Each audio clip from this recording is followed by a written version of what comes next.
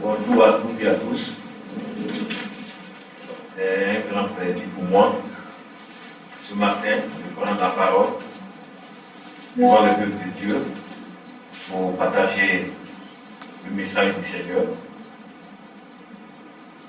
Cette semaine a été une semaine intensive pour moi.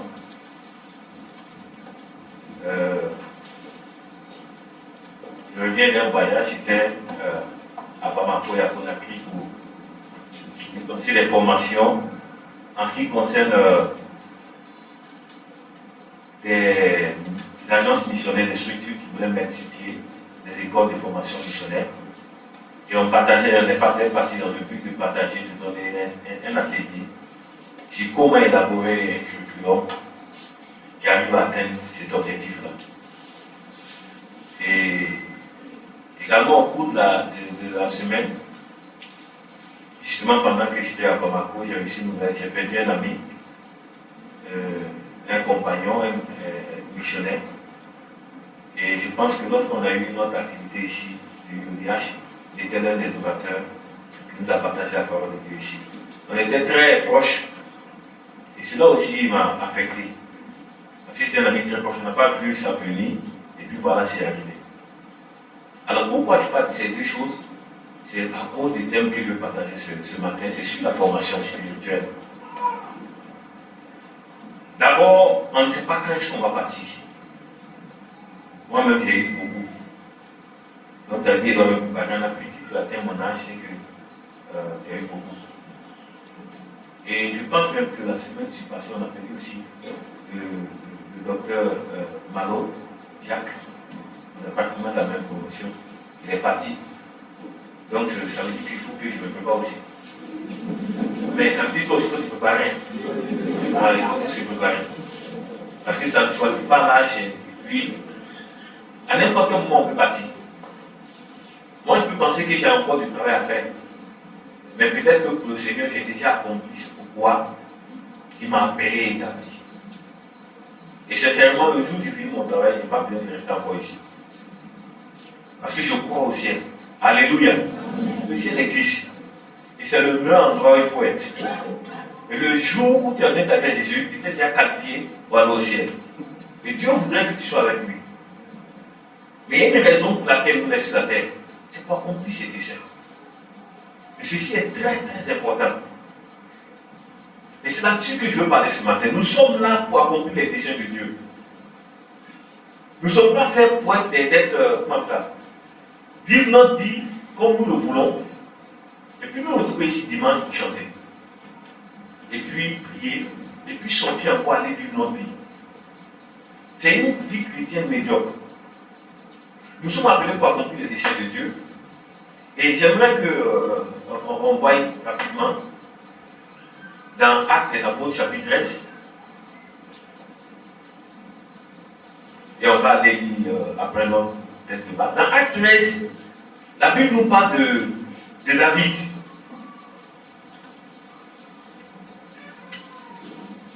La Bible dit ceci de David, dans Actes 13, le verset 22. D'abord même le verset 36, allons-y d'abord 36. Il dit là-bas, or David, après avoir en son temps servi au dessein de Dieu, est mort, a été réuni à ses pères et a vu la corruption. C'est tout les intérêts dans ce verset. La Bible dit quoi? David, en son temps, a fait quoi? Il a servi au dessein de Dieu. Alléluia. Dieu est plein de ta vie. Il y a des desseins de Dieu que tu dois réaliser. Dans notre temps, Dieu cherche des hommes encore comme David. Des hommes et des femmes qui vont accomplir les desseins de Dieu dans notre génération. Et Dieu compte sur toi et compte sur moi. C'est pour cela que nous sommes sur la terre. Il veut que nous accomplissions ces desseins. Mais une chose qui est fondamentalement importante pour nous, c'est que Dieu n'utilise pas n'importe qui. Dieu utilise des vases d'honneur. Il utilise des vases que lui-même a préparés pour accomplir ses desseins.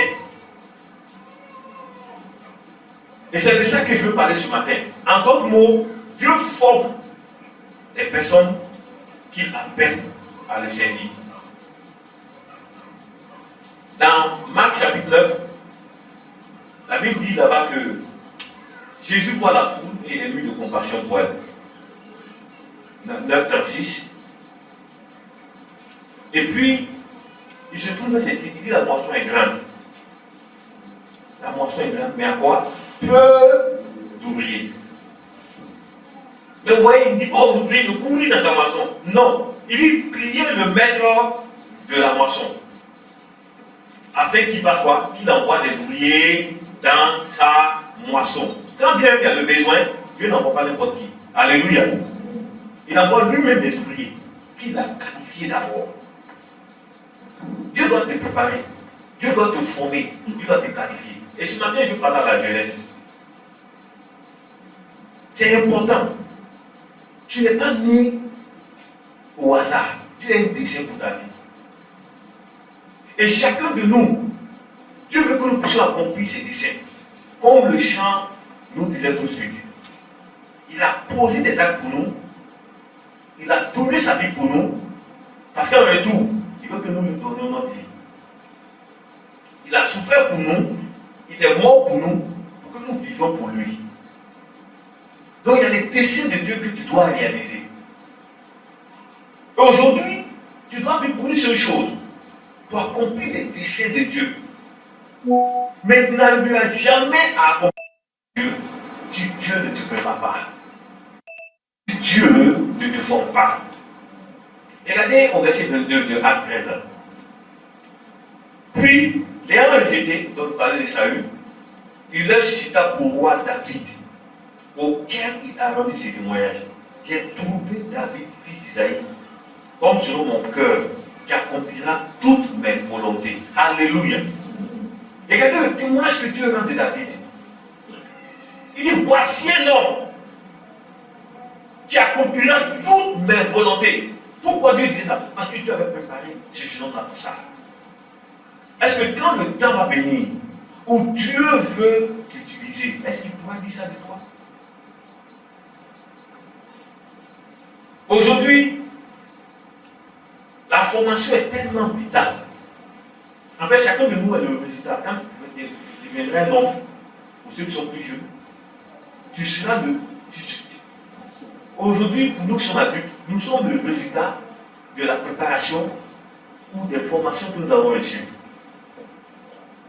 Tu ne peux pas être ce que tu n'as pas formé à être. En d'autres mots, tu ne peux pas donner ce que tu n'as pas reçu.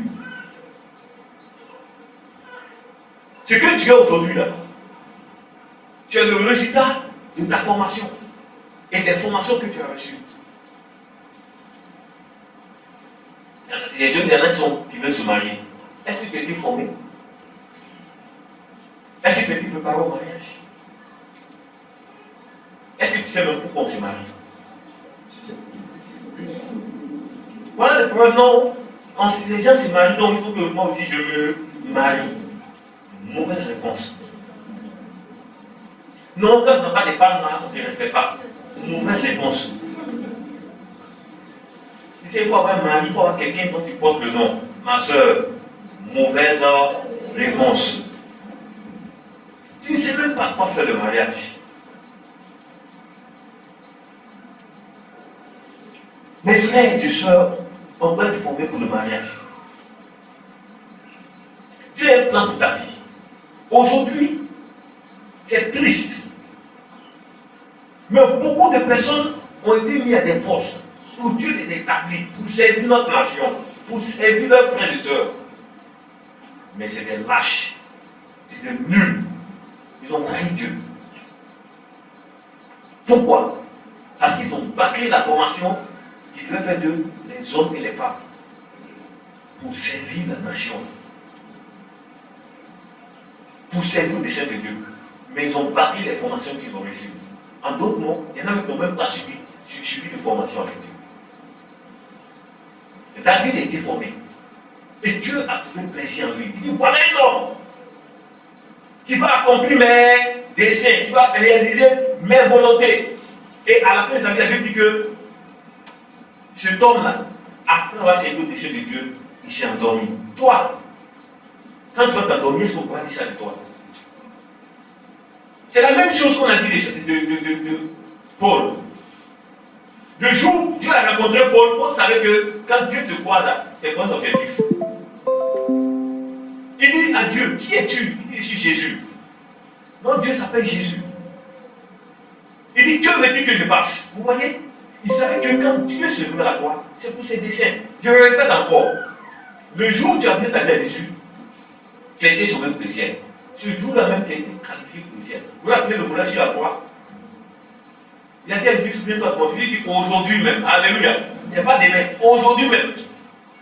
Aujourd'hui même, tu seras au paradis avec moi. Aujourd'hui même. C'est pas demain. Le jour où tu crois en Jésus, voyez, en l'instant où il a donné sa vie à Jésus, Jésus dit que tu es qualifié pour le ciel. De grâce, ne pensons jamais que ce sont nos œuvres qui vont nous faire entrer au ciel. Non. Nous sommes sauvés par grâce. Le salut est un don. Le don gratuit de Dieu, c'est la vie éternelle. Donc le jour où tu as donné ta vie à Jésus, il aurait pu t'enlever. Il aurait pu t'emmener au ciel.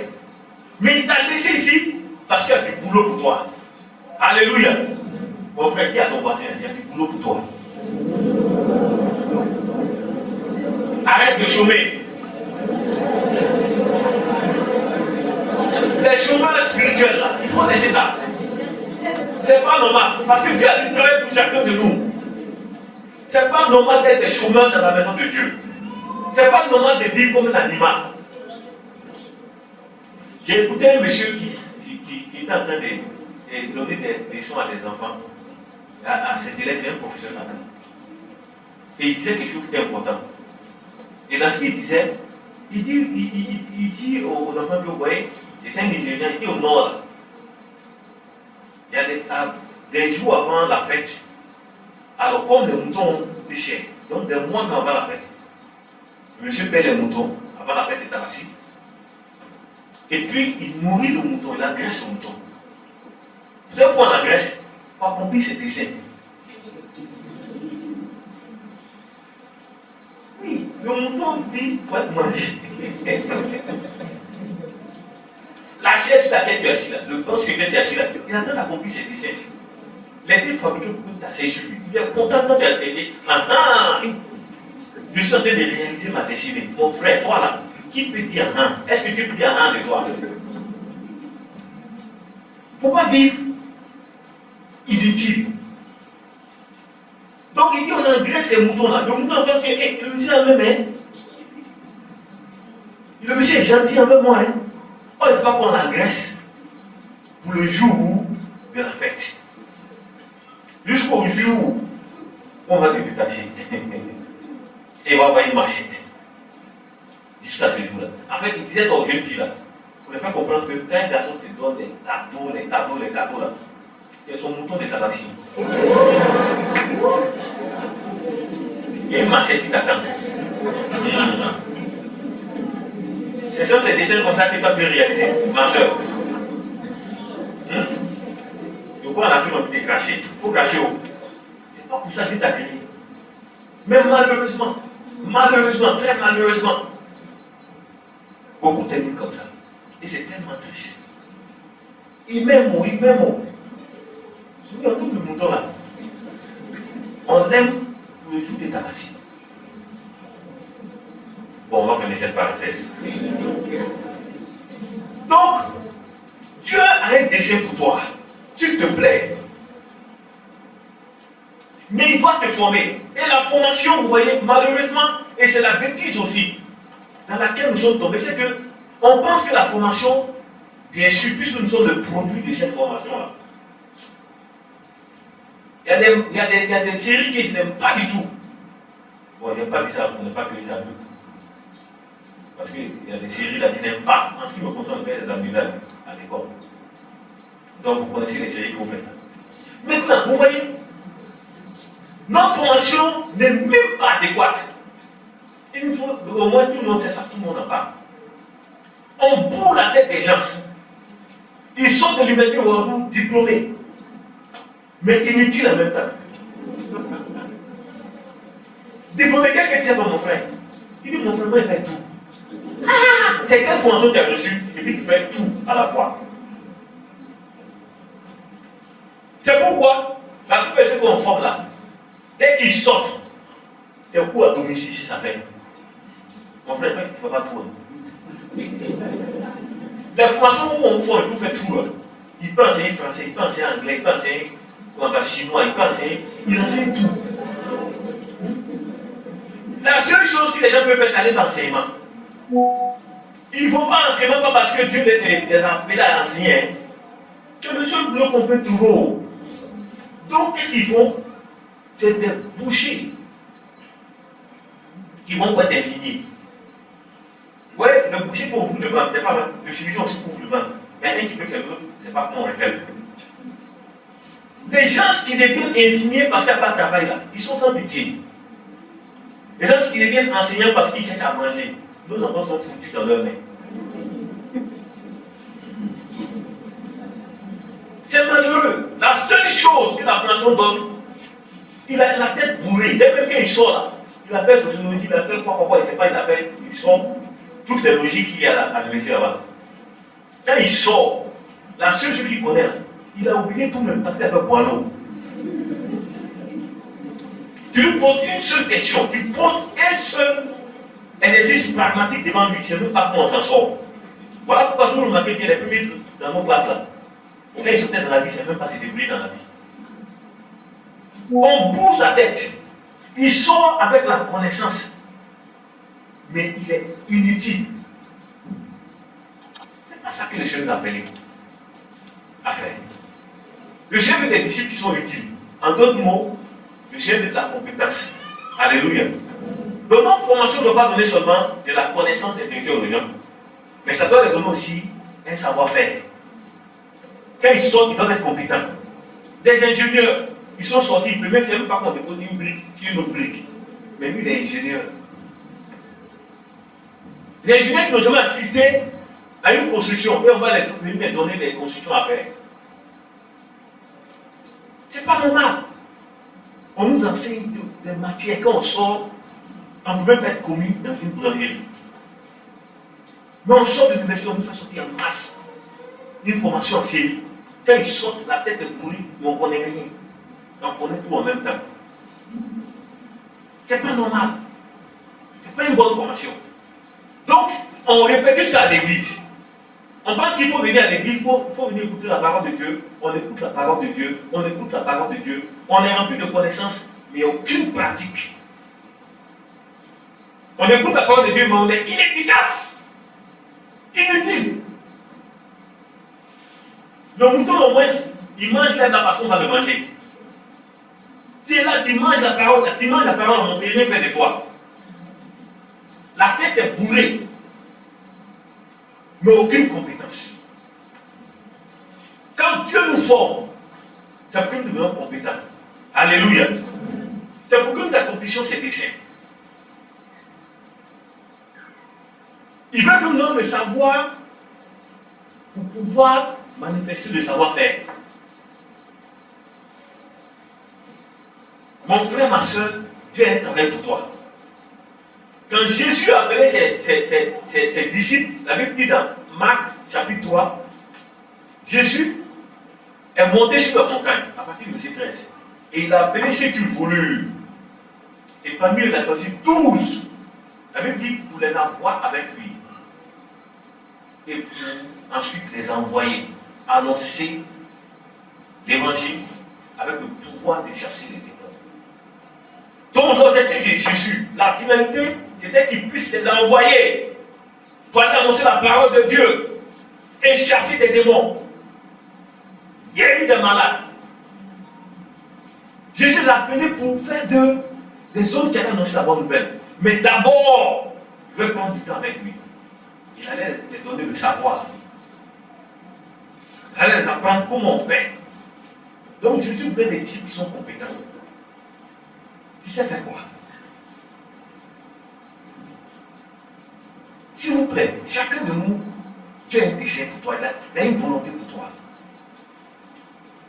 Il veut que nous soyons des vases d'honneur. 2 Timothée 2, verset 20. Il veut que nous soyons des vases d'honneur, propres à toute bonne œuvre.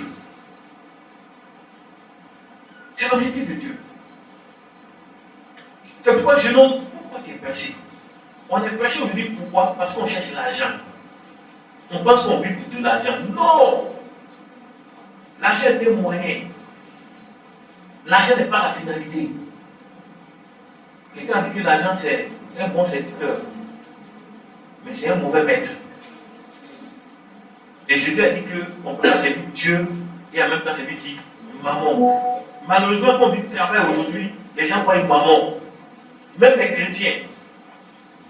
Non, tu ne vis pas pour servir l'argent. Tu vis pour accomplir les desseins de Dieu. Vous voyez David? J'aimerais qu'on regarde ça. 1 Samuel 17. Allons-y dans 1 Samuel 17. Cet homme qui Dieu a choisi pour accomplir ses desseins. 1 Samuel 17. Il est dit, on peut dire à partir du verset 1 d'ailleurs. Les Philistins réunirent les armées pour faire la guerre et ils se rassemblaient à Soko, qui appartient à Juda. Ils campaient entre Soko et Azekah, à Éphèse, d'Amén. Saül et les hommes d'Israël se rassemblaient aussi. Ils campaient dans la vallée des Térébintes. Et ils se mirent en ordre de bataille contre les Philistins. Les Philistins étaient vers la montagne de l'autre côté, Israël était vers la montagne de l'autre côté. La vallée les séparait. Un homme sortit alors et quand les Philistins s'avança entre les deux armées. Il se nommait Goliath. Il était de Gath. Et il avait une taille de 6 coudées et un arpent. Sur sa tête était un casque d'airain. Et il portait une cuirasse à écailles du poids de 5000 cycles d'airain.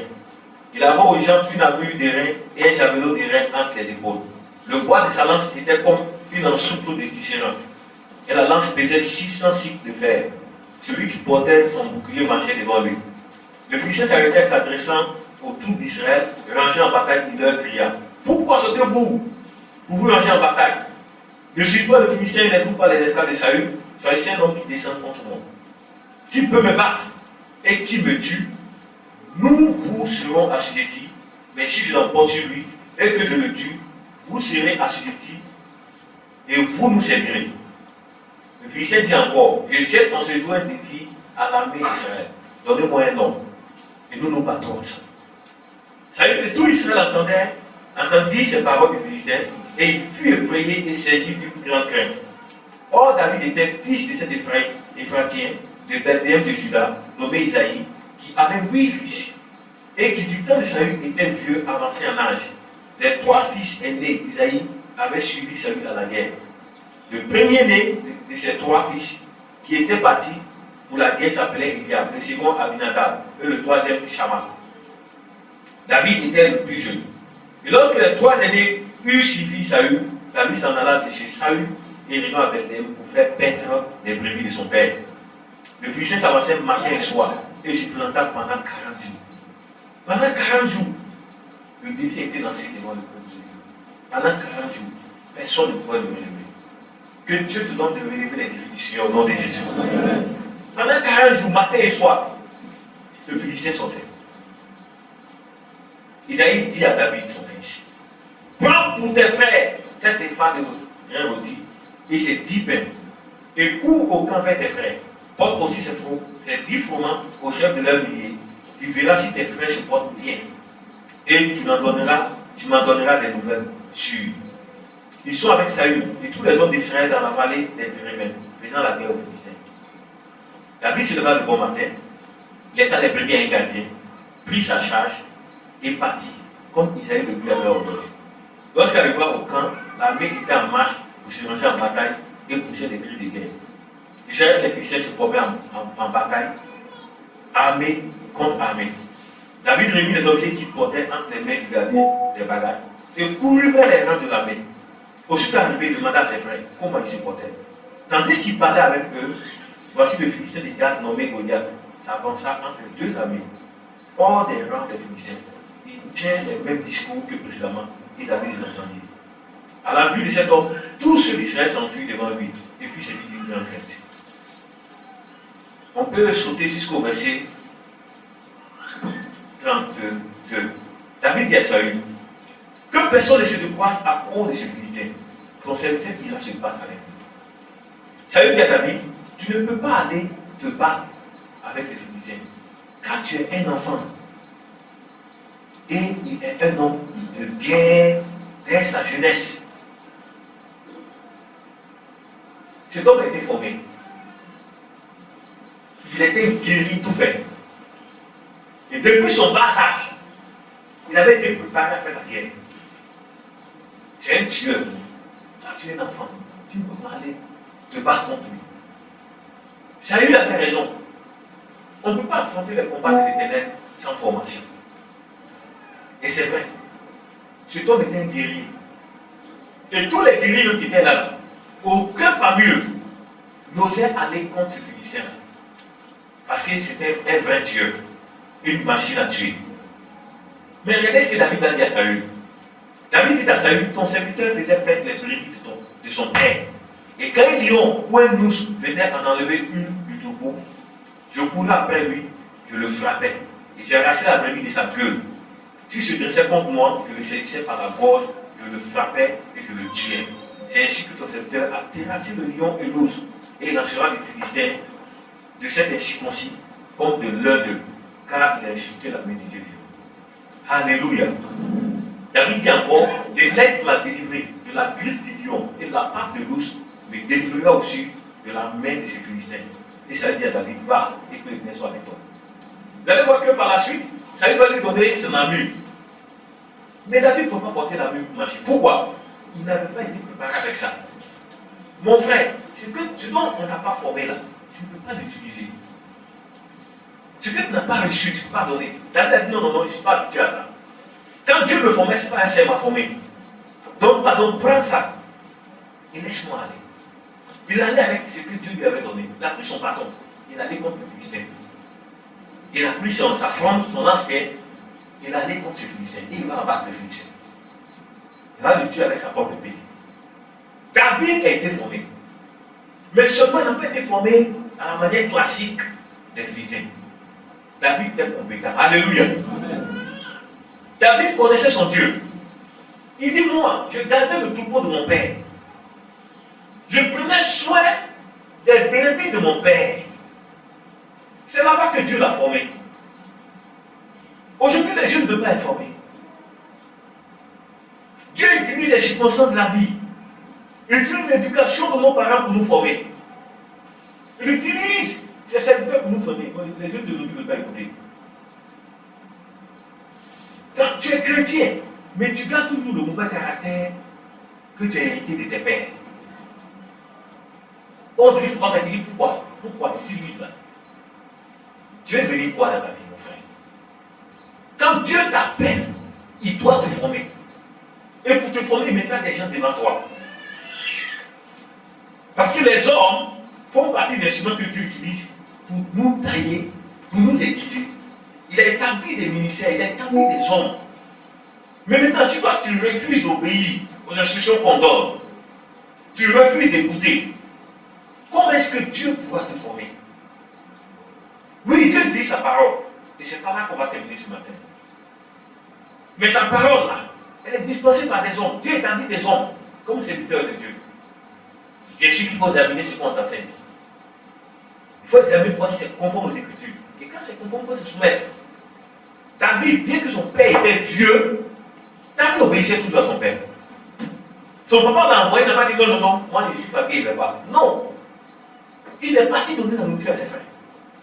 Il a confié les brebis à un gardien, il est parti. Mais Dieu avait vu que son instrument était prêt ce jour-là. Et Dieu voulait le présenter à Israël. Lui-même, il ne savait pas que ce jour-là, c'était un jour où Dieu allait le montrer à son peuple. Il ne savait pas. Il n'a pas obéi à son père. Je vais vous dire une chose. Moi, j'appelle ça les rendez-vous divins. Même si personne ne te voit, quand David tuait l'ours, quand il tuait le lion, là, personne ne le voyait. Personne ne savait. Mais un jour venait. Dieu savait qu'un jour vient. Où il y a un véritable lion qui a se planté devant lui. Il y a une mousse humaine qui va se présenter devant lui. Et Dieu le préparait pour ce jour-là. Alléluia. Mon frère, il y a des situations dans lesquelles Dieu est en train d'agir dans ta vie. Il est en train de tailler ton caractère. Il est en train d'agir en toi. Il ne faut pas refuser.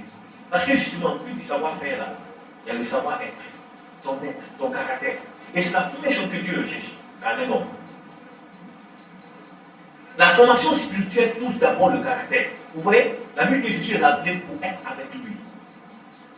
Le Seigneur veut que tu passes du temps avec lui. Parce qu'il veut travailler ton caractère.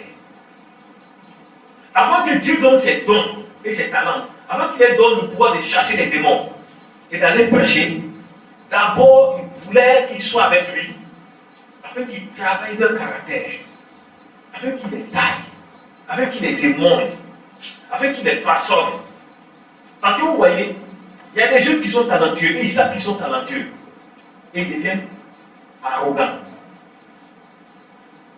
Ils pensent que le don se suffit. J'étais triste hier. Quand je venais dans l'avion, il y a un enseignant qui t'a appelé de moi. Un vieux enseignant. Et puis il m'a montré une vidéo dans son téléphone. Un responsable qui est en train de s'étudier, qui est en train de s'exposer. Et ça a été véhiculé comme ça, sur Internet. Beaucoup de gens ont été disqualifiés. En Russie, j'ai regardé un documentaire sur Poutine. Il y avait un procureur de la République là, qui s'était levé et il mettait les oligarques là, beaucoup en prison parce qu'ils faisaient des faux trucs. C'était la corruption. Vous voyez, ils ont mis fin à sa carrière. Parce qu'un jour, à l'heure du journal télévisé, on a montré le monsieur là, au milieu de deux prostituées. C'était la fin de sa carrière comme ça.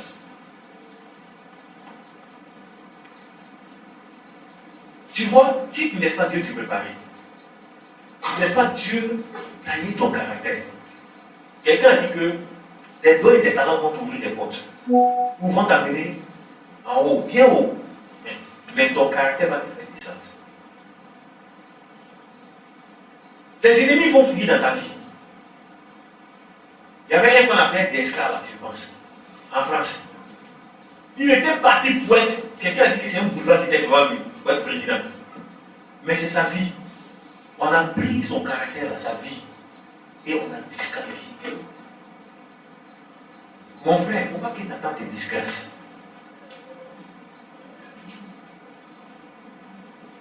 Et c'est ça qui est malheureux. Jude avait été appelé, il était l'un des 12. Quel privilège.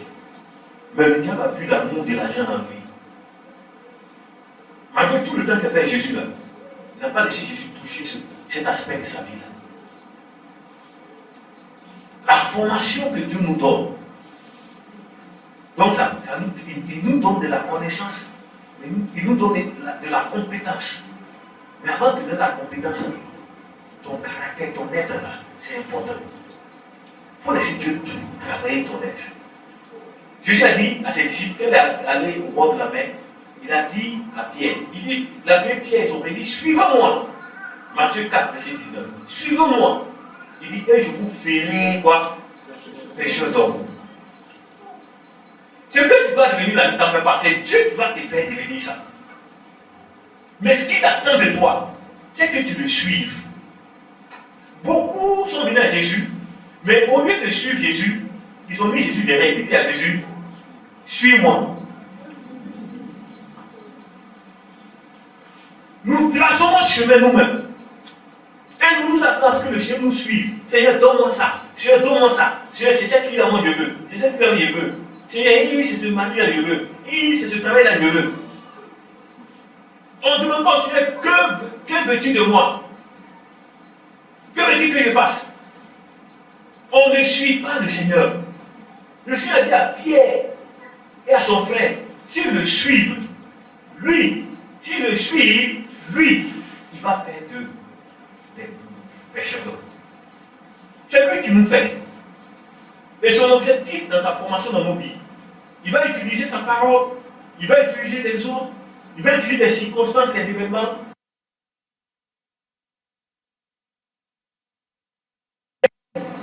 qui nous fera passer à cette étape-là.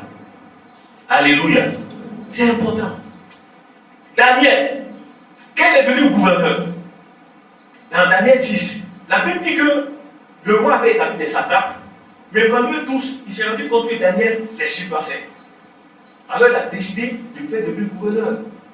Il a mis au-dessus de tous les autres satrapes. Et la Bible dit qu'ils étaient jaloux de Daniel. Ils étaient jaloux de lui. Qu'est-ce qu'ils ont fait? Ils ont commencé à fouiller dans tous les domaines de son travail là, pour trouver des choses contre lui. Mais la Bible dit qu'ils n'ont rien trouvé contre lui. Aujourd'hui, là où tu es à ton poste, là, si on vient fouiller dans ta comptabilité, est-ce qu'on va trouver des choses contre toi? Aujourd'hui, si on vient fouiller dans ton travail, là, est-ce qu'on va trouver des choses contre toi? Jeune homme, tu es en train de travailler ta vie aujourd'hui à cause du poste que tu vas occuper demain. Si tu rejettes la formation de Dieu, tu es en train d'apprendre comment gérer de l'argent. En même temps, vous les parents, comment est-ce que nous éduquons nos enfants? Est-ce que nous les éduquons pour le plan de Dieu pour la vie? Quelle éducation tu donnes à ton enfant? Beaucoup de parents ont bousillé le décès de Dieu pour les enfants. On donne des téléphones de...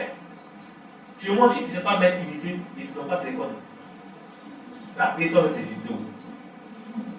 Donc ça veut dire que beaucoup d'enfants n'ont pas de téléphone. On donne des gros téléphones à nos enfants. Il y a des enfants, même on leur dit, maman, il connaît le téléphone. Je mens? Est-ce que c'est faux? Bébé là, il ne sait pas dire maman, mais il sait comment on met YouTube. C'est faux, c'est qui il dit là? Je suis allé dans une famille, dès que je suis rentré comme ça, l'enfant m'a salué avec la mise dans ma poche. C'est qu'est-ce qu'il cherchait? Mon téléphone. Mais son mère est la mauvaise personne. Parce que chez moi, l'enfant touche pas mon téléphone. Comme ça, il n'y a même pas joué dedans. C'est pour travailler. Vous voyez? La maman, là, quoi mon téléphone? Quoi mon téléphone? Quoi mon téléphone? L'enfant l'a pris. Mais vous, c'est pas ça, non? Tu as mon téléphone, tu as pris mon téléphone, l'enfant est quelque part là-bas en train de faire des jeux. Et quel genre de choses l'enfant regarde dedans? Il y en a qui donnent l'argent à les enfants sans calculer, sans mesurer. Nous sommes en train de bouger leur vie. Qu'est-ce que tu donnes à ton enfant comme éducation? Est-ce que tu le prépares? J'espère que vous savez que les princes ont les droits de devenir rois. Oui ou non? Leur éducation là, on prenait des pédagogues. On confiait l'enfant. Et le monsieur le dirigeait, l'éduquait, le formait pour qu'il soit digne. Dans certains endroits, l'enfant, on le mettait dans la baie, très loin de son papa. Il devait mériter le poste qu'il va avoir. Et Jésus, permettez-moi de vous dire, Jésus n'est pas un enfant gâté. La Bible dit qu'il a appris l'obéissance à travers les choses qu'il a souffaites. Dans l'Hébreu 5, Jésus a été formé pendant 30 ans. Dieu a formé son fils pour le ministère qu'il avait pour lui. Moïse devait conduire le peuple de Dieu. Dieu savait que c'était un peuple difficile, un peuple têtu. Il a envoyé Moïse, après la formation qu'il a fait en Égypte. Dieu l'a envoyé dans le désert pendant 40 ans. Dieu a travaillé son caractère. C'était un homme impulsif. Dieu a agi dans sa vie jusqu'à ce qu'il est devenu l'homme le plus patient de la terre. Avant de le mettre sur ce peuple-là pour le conduire. Pendant 40 ans. Je me rappelle quand Dieu m'a appelé. Dans mon église locale, déjà on me faisait monter sur la chair. On ne voyait même pas pratiquement ma tête. Je conduisais la prière, l'adoration avant que mon pasteur vienne prêcher. Et puis on avait déjà commencé à me faire prêcher. Et puis un jour Dieu me dit, petit, tu n'es pas à ta place. Il m'a dit, il n'y a pas de fondement dans ta vie. Le fondement que tu as ne peut pas porter la charge qu'on veut mettre sur toi. Vous voyez, si nous ne permettons pas à Dieu de mettre des fondations dans notre vie, vous voyez, si on sort ici, est-ce qu'on peut voir la fondation de cette maison? C'est possible? Non. Mais pour que cette maison puisse être portée comme ça, il a fallu une fondation équivalente. pour porter ce poids. La destinée que Dieu t'offre, la mission que Dieu te confie là, il va prendre du temps aussi pour creuser dans ta vie, pour mettre une fondation solide qui pourra porter cette destinée-là. Chaque immeuble que nous voyons, chaque maison que nous voyons, sa fondation est équivalente. C'est pourquoi il ne faut pas te comparer à quelqu'un. Si Dieu doit te donner des postes importants, si Dieu a un dessein important pour ta vie, alors il prendra le temps pour mettre la fondation qu'il faut dans ta vie. Il va te préparer. Sinon, tu vas le trahir. Et Daniel, vous vous rappelez, quand on les a pris, quand on les a amenés, David dit que David a refusé de se souiller. Il a refusé de se compromettre. Quand ils sont rentrés à l'école là-bas, pendant tout le temps de leur formation, Daniel refusait de manger les aliments souillés. Lui et ses 3 amis se sont consacrés à Dieu. Et Dieu a vu ces jeunes gens. Et Dieu a pris plaisir en eux. Et Dieu les a donné le savoir. Et Dieu a donné à Daniel même le don d'interpréter les rêves. Dieu a forgé son caractère. Les venus l'homme discipliné. Jeune homme aujourd'hui là, tu vis comment? Il y en a qui fêtent leurs parents ici, qui mentent à leurs parents, qui trompent leurs parents. Il y en a qui, on les donne leur scolarité, ils vont faire autre chose avec ça. Si tu es un petit voyou, sache une chose, tu es en train de bousiller ton avenir. Fais-le à Dieu qui te rencontre aujourd'hui. Il y en a qui savent que Dieu les appelle. Il y en a qui savent que Dieu a un plan pour leur vie. Il y en a leurs parents ont continué à leur dire que ton nom que tu portes là, voilà le sens que ça. Parce que voilà ce que Dieu nous a dit. Mais je ne ça ne suffit pas. Rentre dans les rangs. Et laisse Dieu te former. Laisse Dieu te tailler. Laisse Dieu te guider. Pour que tu deviennes la personne que Dieu veut que tu sois.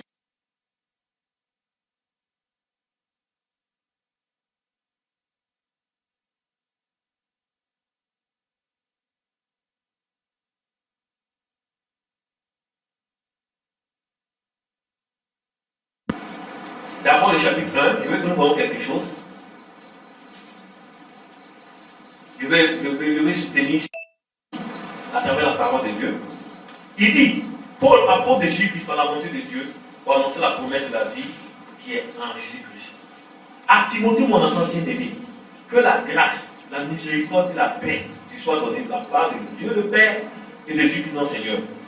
Je rends grâce à Dieu que mes ancêtres m'ont servi et que je sers avec une conscience pure de ce que nuit et jour, je me souviens continuellement de toi dans mes prières, me rappelant tes larmes et désirant te voir afin d'être rempli de joie.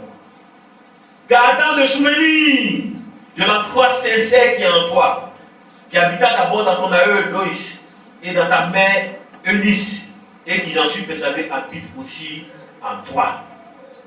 Papa, maman, tu as mis foi dans ton enfant. C'est la foi que tu as mis, mais c'est l'incrédulité.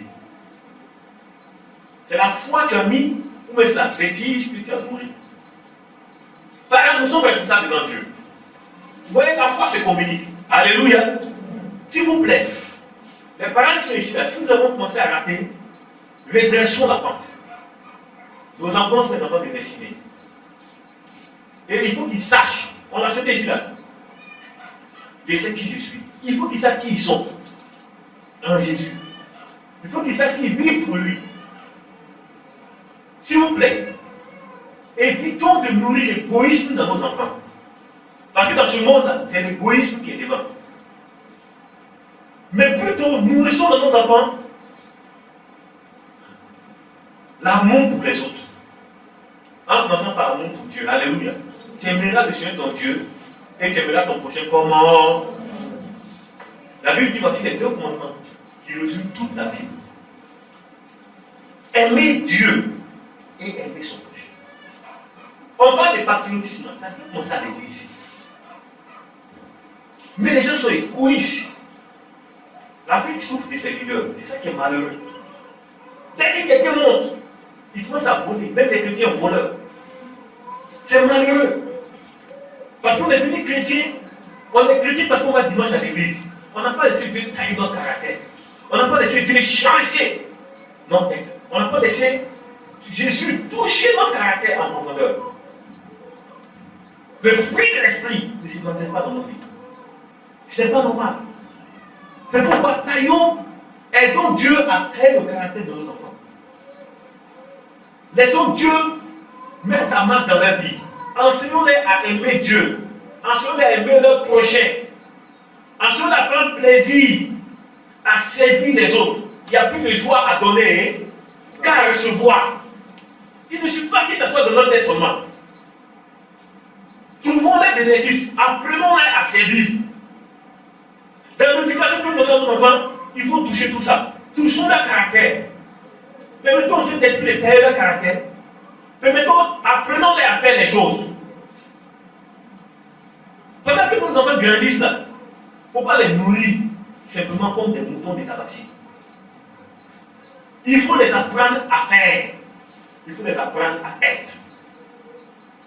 Trouvons des exercices. Je dis c'est ici. Comment se fait-il que Rebecca, avec ses parents qui étaient bien nantis, le fait qu'ils avaient même des serviteurs et des servantes, mais Rebecca était parmi les premières à sortir par les puiser de l'eau. C'est pas aujourd'hui là. Elle m'a dit, j'ai lu mes leçons, j'ai lu mes cours, et j'ai pas de temps. Mais Mouna, il faut aller chercher l'eau là. Bintou, allez, faut aller couper les oignons. Et puis tu sais bien, il ne faut pas dire ça de toute façon. Je veux manger de l'oignon doré. Voilà, bon souris. Vous voyez? Et elle a assis à son cahier. Tu as assis à ton cahier dans ma soeur. Et puis tu es marié demain. Nous, on veut bien manger. Les frères, on ne peut pas manger. Il faut dire, vous ne pouvez pas manger. On veut que tu saches, on veut manger aussi. Et je vous dis, demandez à vos grands soeurs qui sont mariés ou qui sont mariés là. La nourriture fait partie du mariage. Oui ou non? C'est une des parties fondamentales du mariage. Quand ton mari mange bien, il est content, il est gentil. Il dit tiens 5 000.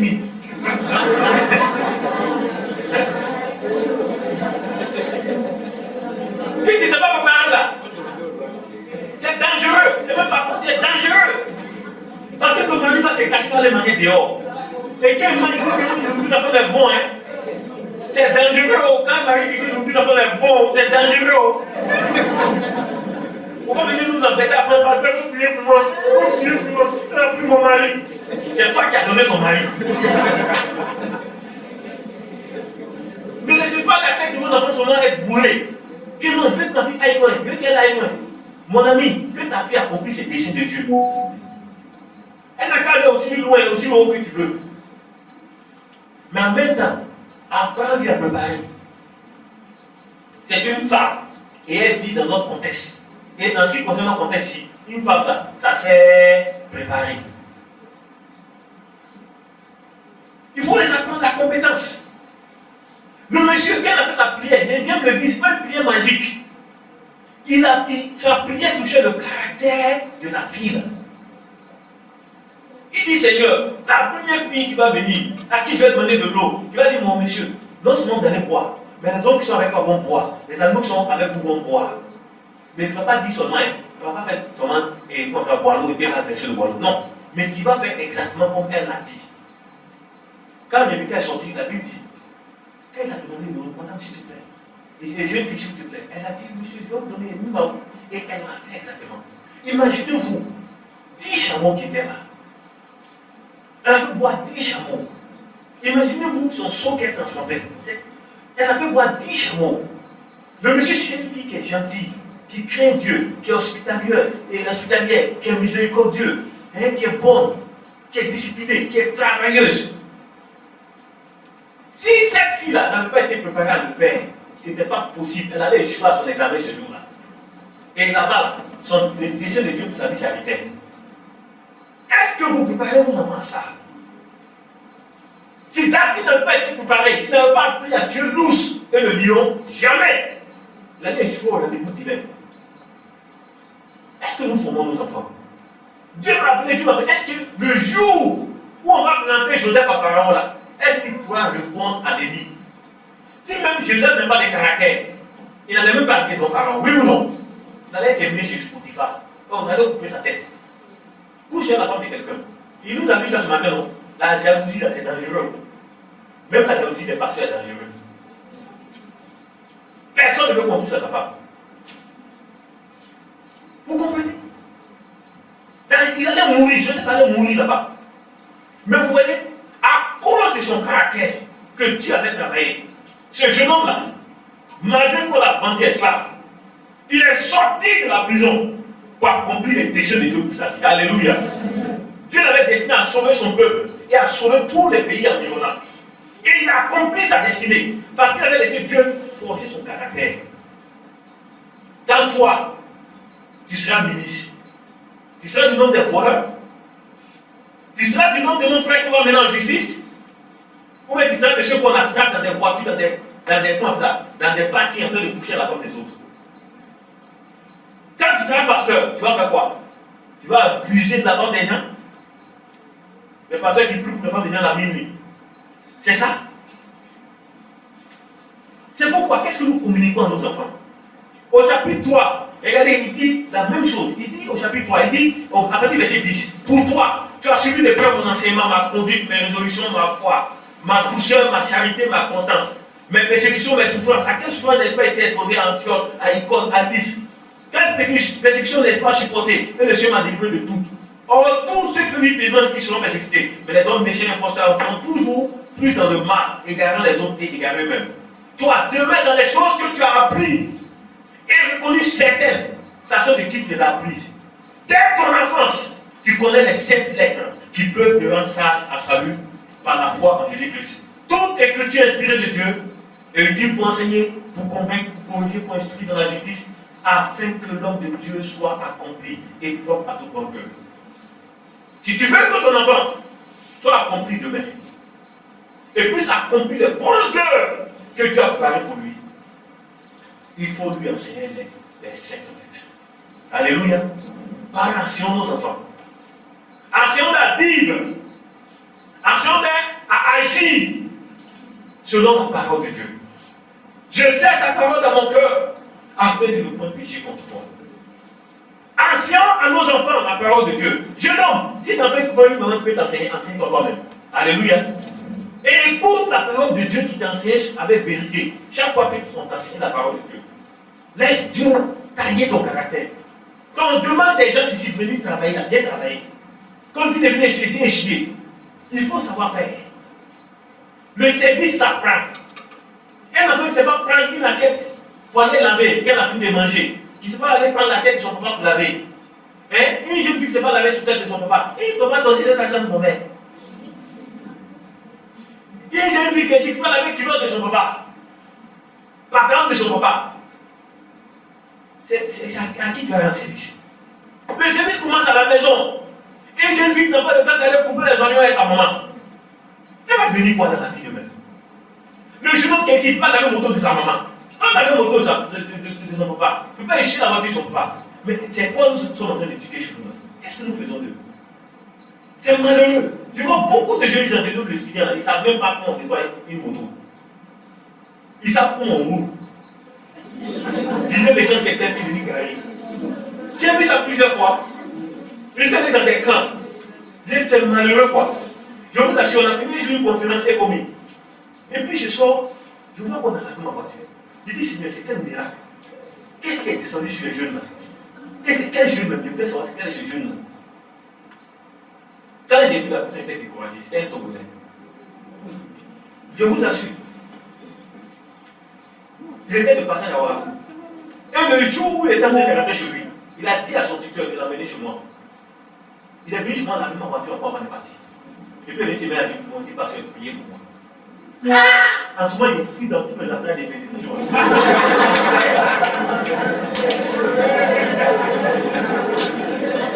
Vous voyez? Mais mes jeunes qui sont tous les mois là, ils montent en voiture. Il vient avec une femme là, il dit, pasteur, on nous cherche femme. Il dit, viens monter en voiture chez moi pour toi. Mais il n'y a jamais un qui a eu l'inspiration de venir chez moi avant de dire, va venir dans la voiture. On va où là? Nous connais nos enfants venir quoi? À des consommateurs, ils ne savent pas donner. Nous allons prier le Seigneur. Le groupe musical, là, est-ce qu'on peut chanter le chant là? Seigneur, ta parole. Ouais, il faut qu'on prie. Je veux qu'on prie. Prie pour toi-même. Tu es en train de devenir quoi? On va dans des camps. Là où les gens nous. Écoutez, ils vont se mettre dans des bons coins. Où il y a la lumière. Ils prennent mettre nous autres là, ils vont mettre là où il n'y a pas de lumière. J'ai dit à elle, j'ai dit ça ne peut pas marcher comme ça. On va changer le point. Les toilettes là, sales. Non, il dit, ne me touche pas ici. J'ai envoyé un dans les pays où il est venu. J'ai prié, fait. Il dit, il me dit, il ne voyait pas où c'est ça. Il dit, viens te montrer. Quand il a frotté un peu, il a dit, oh, il dit d'accord. Il m'a fait donner, non, fais comme moi. Prends aussi par les pieds, viens te montrer mon frère. Si vous n'apprenez pas vos enfants à laver les toilettes, à laver dans les maisons, ils vont devenir quoi? Des voleurs. Nos dirigeants pensent qu'aujourd'hui, quand on te nomme même, oh, les gens t'applaudissent, oui ou non? Parce qu'on va manger ensemble. Non! Quand on te nomme, c'est un serviteur. En anglais, un fonctionnaire, ça veut dire civil servant. C'est un serviteur public. You came to serve, not to be served. Tu es venu pour servir la nation. Tu n'es pas venu pour voler, pour servir, pour donner à tes petits frères, à tes cousins, à tes cousines. Non! Mais malheureusement, cette mauvaise vision du monde là, on a amené ça dans l'église. Et notre temps arrivé, c'est notre temps de manger. Que Dieu te délivre de ça. Nous sommes là pour servir. Il y a plus de choses à donner qu'à choisir. Et je peux te dire une chose, mon frère. Quand tu sais servir, quand tu es compétent, quand tu es efficace, on va te chercher. Je ne sais même pas où la gens sont tous mon pied. Je suis parti à Bamako et à Conakry. On est venu me chercher à la maison. On viendra te chercher. Alléluia. On viendra te chercher. Parce qu'il y a quelque chose en toi. Dieu a mis quelque chose en toi. Parents ne jouons pas. Les grands frères, attaquons les petits frères autour de nous. Formons-les. Laissons Dieu. Quand tu vois un enfant qui est destiné, ne le laisse pas orphelin. Alléluia. Prends-le, encadre-le. Parce que son caractère a bien détaillé. Ne les laissons pas. Il y a des jeunes qui sont ici, c'est débrouillé, même pour manger. Toi, tu as réussi. Prends un, deux. Si tu ne peux pas l'amener chez toi à la maison parce que ta femme ne veut pas à la maison, paye une maison pour la fin du mois. C'est pas normal que des jeunes quittent Gawa, quittent Boum, les mouets, tout ça, venez ici. Et puis ils veulent pour manger, c'est pas normal. Tu es là. Adopte-les. Alléluia. Tu n'as pas besoin d'être millionnaire pour faire ça. Adopte-les. On m'a chassé. J'étais un orphelin à Ouagadougou. Mon tuteur m'a dit quitte ma maison. Parce que si tu iras chez moi, tu vas commettre mes enfants. C'est un étudiant qui m'a émergé. Il m'a dit, je ne peux pas te donner à manger. Je peux te donner de l'eau pour te laver. Mais tu peux toi pour bosser. Si tu as foi que Dieu peut te nourrir, viens. Il dit oui, tu as foi que Dieu peut me nourrir. Et c'est comme ça qu'il m'a pris dans son nom outil de carpère. On appelle le coin là. Tartenga. Et j'ai quitté là-bas par le Moyen Babi. Il était là. Et je suis le produit de ce travail-là. Et quand il me voit, il sait qu'il n'a pas les feux en verre. Il y a sa part dans tout ce qu'on va ramasser ensemble. Mes frères, investissons dans la vie de nos jeunesse. Si on peut baisser la tête, on va prier pendant que le groupe du Fléton ne chante pas.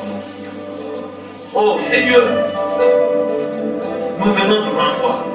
Voilà ta jeunesse qui est là. Oh, nous ne voulons pas être une jeunesse désœuvrée, Seigneur. Oh Seigneur, ta parole est puissante et vivante pour faire des hommes accomplis, des hommes qui sont prêts à servir la nation. Seigneur, le Burkina est dans une phase où l'opportunité est donnée pour que l'enfant de Dieu manifeste la gloire de Dieu. Oh Seigneur, s'il te plaît, s'il te plaît, s'il te plaît, Seigneur, touche le cœur de ta jeunesse. Donne-nous de chercher à être, Seigneur. Donne-nous de chercher à être efficace et compétent, Seigneur. De marcher dans la crainte de Dieu, mais de Dieu tuer pour notre caractère. Oh Seigneur, donne des travailleurs courageux. La crainte de l'Éternel dans nos cœurs. La crainte de l'Éternel de s'éloigner du mal. Tu ne dois plus s'éloigner du mal. La crainte de l'Éternel, Seigneur Dieu. Oh, s'il te plaît. C'est le commencement de la sagesse. Donne tes services dans ta jeunesse, Seigneur. Père, je t'en supplie. Donne à ta jeunesse d'accepter d'être formé par toi, d'être taillé par toi. Donne-nous des cœurs obéissants. Donne à ta jeunesse d'accepter de servir, d'apprendre à servir. Oh Seigneur, et pas nous aider d'être des modèles. Donne-nous d'être des modèles. On a dit, soyez mes imitateurs, comme tu le suis moi-même de Christ. Sinon, nous devons manifester la vie de Dieu, le caractère de Dieu, avec qu'il puisse apprendre. Père, je t'en supplie, ce matin, touche le cœur de la jeunesse. Que les cœurs changent, que les attitudes changent, que les efforts apprennent. Seigneur, et que les États acceptent d'investir dans les jeux, pour qu'ils deviennent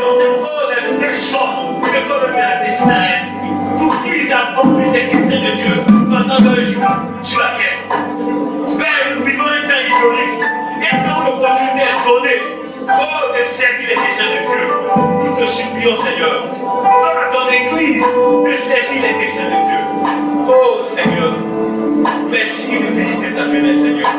Merci de visiter cette Église de Dieu. Merci d'agir dans le cœur des parents. Oh, donne-leur d'éduquer les enfants que tu les as donnés. Donne-nous d'éduquer et de former les enfants que tu nous as donnés, Seigneur. Pour qu'ils rentrent dans les destinées. Pour qu'ils puissent rentrer dans les destinées. Et devenir des personnes que tu veux qu'ils deviennent. Qu'ils aient la connaissance. Donc d'investir dans leur éducation. Mais aussi, Seigneur, d'investir dans leur formation intellectuelle. Mais aussi dans leur caractère. Aussi dans leurs compétences. Oh, que la crainte de Dieu leur soit enseignée. Que la parole de Dieu leur soit enseignée, Seigneur. Oh, s'il te plaît. Cette jeunesse qui est devant moi. Je demande ta grâce. Je demande ta grâce. Je demande ta grâce. Oh Seigneur, accomplis tes desseins dans la vie de ton peuple, Seigneur. Ouvre les cœurs ce matin, Seigneur. Ouvre nos cœurs, Seigneur. Que nous serrons ta parole dans nos cœurs. Que nous puissions aimer ta parole. Et que nous lui donnons l'opportunité de faire son œuvre dans nos vies. Merci, Seigneur. Merci, Seigneur. Au nom de Jésus. Est-ce qu'on peut chanter avec nous jusqu'à la fin?